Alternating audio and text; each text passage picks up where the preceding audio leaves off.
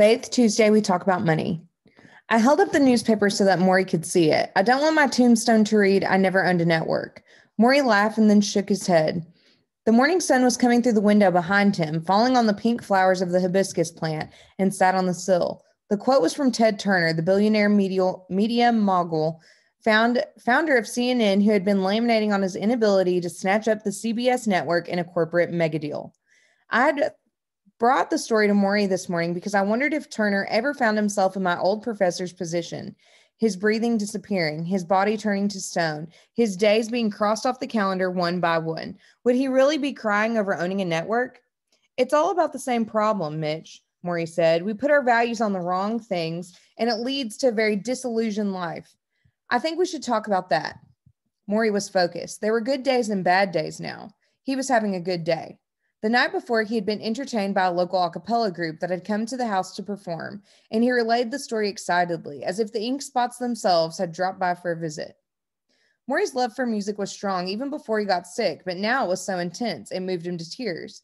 He would listen to opera sometimes at night, closing his eyes, riding along with the magnificent voices as they dipped and soared. You should have heard this group last night, Mitch. Such a sound. Maury had always been taken with simple pleasures, singing, laughing, dancing. Now more than ever, material things held little to no significance. When people die, you always hear the expression, you can't take it with you. Maury seemed to know that for a long time. We've got a form of brainwashing going on in our country, Maury sighed. Do you know that they brainwash people? They repeat something over and over. And that's what we do in this country. Owning things is good. More money is good. More property is good. And more commercialism is good. More is good. More is good, he repeated it. And we have it repeated and have it repeated to us over and over until nobody bothers to even think otherwise. The average person is so fogged up by all of this, he has little to no perspective on what's really important anymore. Whatever I want in my life, wherever I went in my life, I met people wanting to gobble up something new. Gobble up a new car, gobble up a piece of property, gobble up the latest toy, and then they want to tell you about it. Guess what I got? Guess what I got? You know how I always interpret that these are people who are hungry for love and they're accepting substitutes. They're embracing material things and expecting a sort of hug back. But it never works that way. You can't substitute material things for love or for gentleness or for tenderness or for a sense of camaraderie. Money is not a substitute for tenderness, and power is not a substitute for tenderness. I can tell you, as I'm sitting here dying, where you need it most, neither money nor power will give you the feeling you're looking for, no matter how much of them you have. I glanced around Maury's study. It was the same today as it had been on the first day I arrived. The books held their same place on the shelves, the papers cluttered on the same old desk. The outside room had not been improved or upgraded. In fact, Maury really hadn't bought anything new except medical equipment in a long, long time, maybe years. The day he learned that he was terminally ill was the day he lost interest in purchasing power. So the TV was the same old model TV. The car that Charlotte drove was the same old model. And the dishes and the silverware and the towels were all the same. And yet the house had changed so drastically. It had filled with love and teaching and communication. It had filled with friendship and family and honesty and tears. It had filled with colleagues and students and meditation teachers and therapists and nurses and an a cappella group. It had become, in a very real way, a wealthy home, even though Maury's bank account was rapidly depleting. There's a big confusion in this country over what we want versus what we need, Maury said. You need food, but you want a chocolate sundae. You have to be honest with yourself. You don't need the latest sports car. You don't need the biggest house. The truth is you don't get satisfaction from these things. You know what really gives you satisfaction? What? Offering others what you have to give. You sound like a Boy Scout.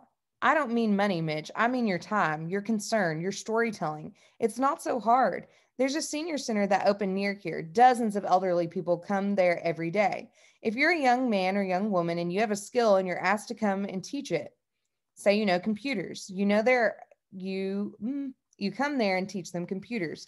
You're very welcome there. And they are very grateful. This is where you start to get respect by offering something that you have. There are plenty of places to do this. You don't need to have a big talent. There are lonely people in the hospitals and shelters who only want some companionship.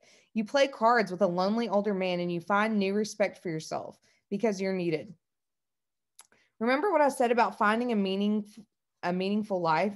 I wrote it down, but now I can recite it. Devote yourself to loving others. Devote yourself to your community around you, and devote yourself to creating something that gives you purpose and meaning. You notice, he added, grinning, there's nothing in there about a salary. I jotted some of the things Maury was saying on a yellow pad. I did this mostly because I didn't want him to see my eyes, to know what I was thinking, that I had been, for much of my life since graduation, pursuing these very things he had been railing against: bigger toys, nicer house. Because I work among rich and famous athletes, I convinced myself that my needs were realistic, my greed inconsequential compared to theirs. There was a smoke screen. Maury made that obvious.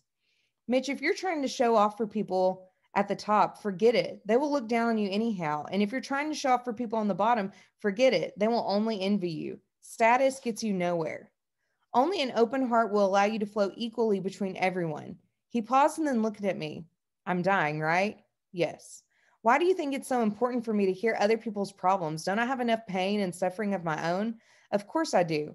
But giving to other people is what makes me feel alive, not my car or my house, not what I look like in the mirror. When I give my time where I can make someone smile after they were feeling sad, it's as close to healthy as I've ever felt. Do the kinds of things that come from the heart. When you do, you won't be dissatisfied. You won't be envious, and you won't be longing for someone else's things. On the contrary, you'll be overwhelmed with what comes back. He coughed and reached for the small bell that laid on the chair, and he had to poke it a few times, and I finally picked it up and put it in his hand. Thank you, he whispered. He shook it weakly, trying to get Connie's attention. This Ted Turner guy, Maury said. He couldn't think of anything else to put on his tombstone. Small little flashback, but it's just a quote for this chapter. It says, each night when I go to sleep, I die. And the next morning when I wake up, I'm reborn. And that's by Gandhi.